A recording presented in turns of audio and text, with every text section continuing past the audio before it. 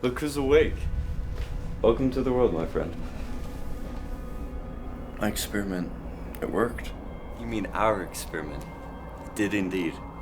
And just look at you. You mean I'm the clone? Right you are, number 2. I can't tell you how thrilled I am to meet, well, you probably already know.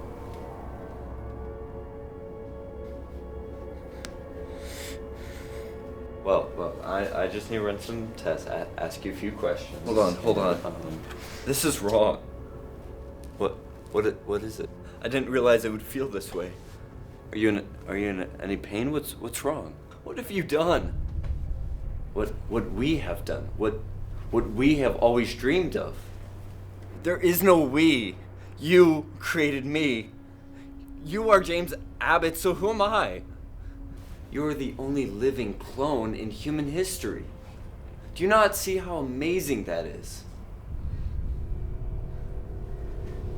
Oh, you're delicate? Okay. You don't understand what it's like to be the one on the other side of this. Okay. We expected there to be some distress, some emotional repercussions for this. Don't talk to me like I'm just some type of test subject. I'm gonna need you to calm down. So that's how it is. What are you doing? Taking my life back.